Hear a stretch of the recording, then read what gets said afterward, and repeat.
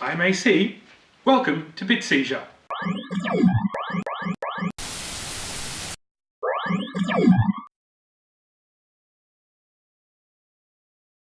Today we're going to be talking about the Nintendo 101 console series. First of all, let's have a look at the NES 101, the American NES 2, or top loader, denoted by the fact that you put the cartridges in the top. Pretty simple design, kind of elegant in a very small way, because the other console, the NES 001, was actually much bigger and had more problems when loading the actual cartridges. The top loading function here made it a hell of a lot easier just to put in the cart and get it to go. It also doesn't have the lockout chip. Neither does the Australian or Japanese version. Well, the Japanese version never had a lockout chip actually. It's a pretty simple interface system, the power and the reset. Now there is no light to tell you when the power is on or off, which can be a bit of a problem sometimes if you accidentally leave it on and you're not aware. Now, if you look at the back here, there is actually a Nintendo World Class Service Center hotline. You can see there the sticker, a 1-800 number. Now, in Australia, that would denote a free call number, I do believe. In America, you'd probably have to pay for it. Plus, I doubt that the number wouldn't exist now anyway. You never know, it might, or it might be a sex phone line. Okay, now also with the NES 101, there is a channel 3, channel 4 switch at the back, and it is RF out only, so that's the aerial type of plug. So there is no AV out. Now this was a real problem for a lot of them because the heat shielding, or the RF shielding inside, was so bad that it actually degraded the picture. Next of all, let's look at the NESP 101. This is the Australian 101, or NES 2. What does the P stand for? Don't know. Couldn't find out, oddly enough. Now, once again, it's pretty much identical in design to the American NES 101. It is a top loader. It has the same very simple design at the front. On the back, however, you will notice that there is no 1-800 number. Whether such a number even existed in Australia, whether they had a service centre, probably not. Now, these are a little bit rarer in Australia, not only because we have a lower population, but because the Sega Master System and Mega Drive and the Super Nintendo were already out, people didn't pay so much attention to these ones. Now, there is no Channel 3, Channel 4 switch at the back of this one. However, like the NES 101, it is RF out only. So if you compare these two, they're pretty similar, superficially especially. The only difference really is at the back. However, the American one was made in 1993 and the Australian version was made in 1994, so the inside board was a little bit different. There is actually 2 points where you can solder on a video out and a mono audio out, so you can have AV ports, or at least it's much simpler to add them to this than it is to this one over here. I would probably not do this because the RF signal on my Australian version here is actually really good. I think they worked out some of the bugs of this one. Now let's turn our attention to the HVC 101, or the Famicom 2. Now the Famicom 2 actually has the overwhelming benefit of having an AV out. Now AV out, or RCA out, meant that you can pretty much still hook it up to any TV available today and it would still work, although the pixelation does look a bit strange on the new modern computers.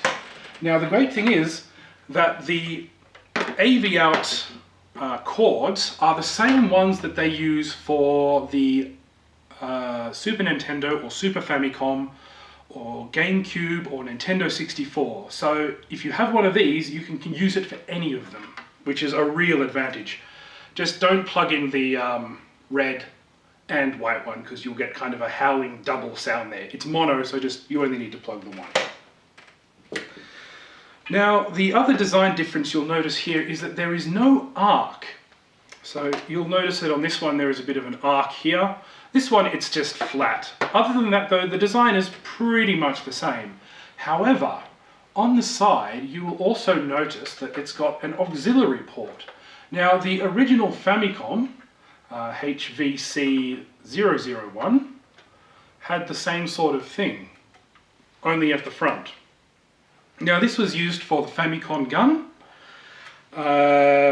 for Hogan's Alley or Duck Hunt, which actually look like a traditional 6-shooter, very rare now however.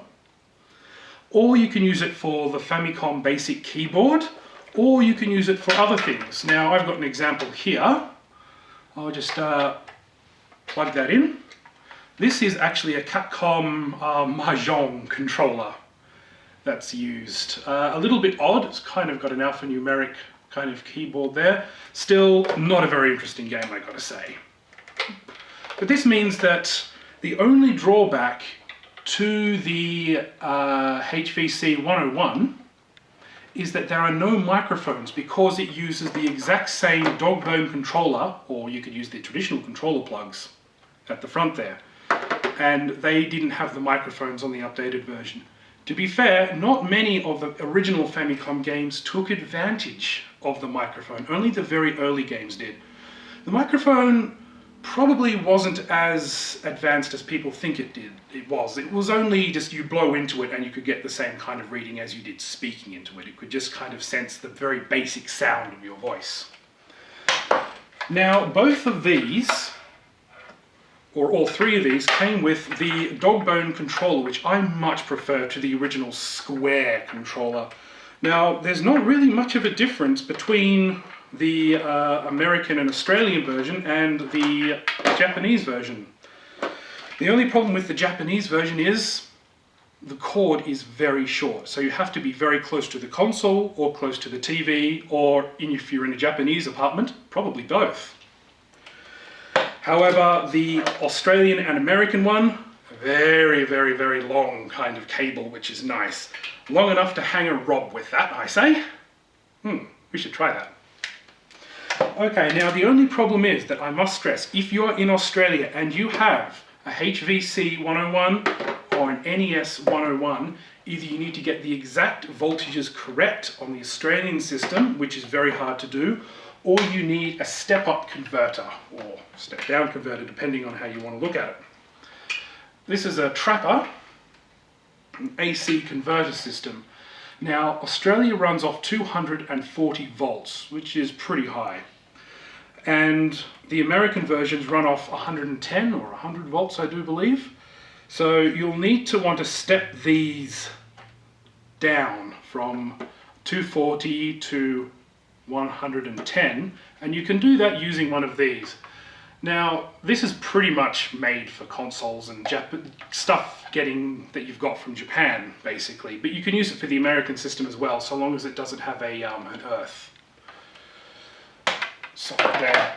Now let's have a look at the cartridges themselves. Now, first of all, the one you're all familiar with, Predator.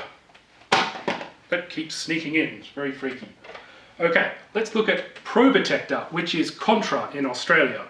Robots instead of people killing each other. Same basic game, except, well, the robots are kind of cool, I gotta say.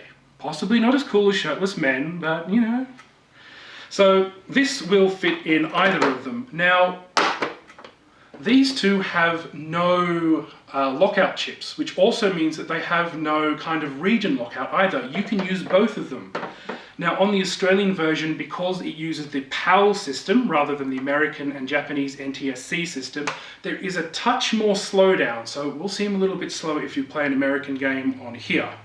However, it's much more noticeable if you play an Australian game on an American NTSC system. It speeds it up quite a lot. Okay, so it fits in both of them. Now, you'll notice that there is a curvature at the back of these cartridges. Okay, most people are familiar with that. And you can tell on the front here as well that the curvature is at the back. Now let's look at a Famicom cart. Now I've got the Astro Boy, Atom Boy Konami cart, so we're using the same brand. The curvature here is at the front, so It slots in like that. Now, the reason I bring this up, because if you have a converter, which I have right here, a Famicom top, NES bottom console converter, you pop that in, and it's quite tight. You actually have to switch it around. So it'll go in kind of the backwards way, the way that the cartridges kind of curve. Now, these are not official, so they're quite tight. But the reason they need to be tight is in case you use an NES 001, the original front loader.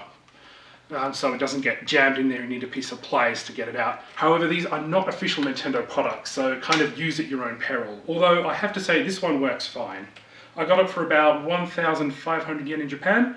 They don't really sell them that much in Australia, or at least I've never seen one sold. Just put that back there. Now I even have one that works the other way for whatever reason, just in case, you never know.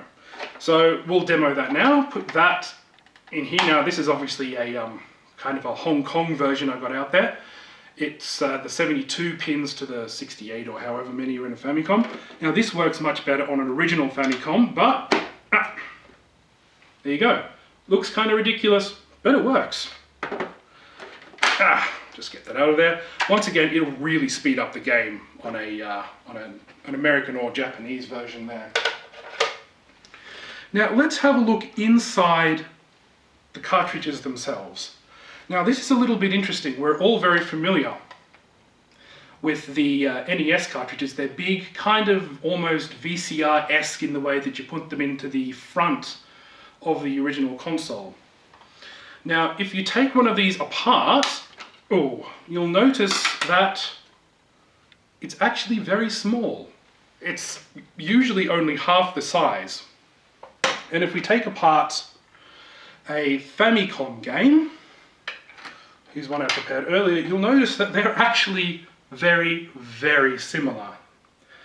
Except the number of pins, and the extra pins were actually for the extra pins were for the lockout chip that was in the original NES to prevent unlicensed games.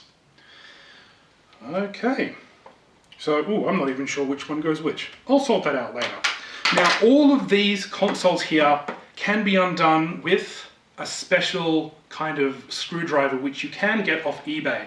Why would you want to get into it? So you can clean it, maybe tinker around, maybe even add AV switches, which is actually really useful sometimes. I managed to repair my American one using this screwdriver here. They're about kind of $10, $15 and always kind of good to have around. Alright, so I think that kind of is a light covering of the 101 Nintendo console series. I'm AC, this is Bit Seizure. Thank you very much for watching.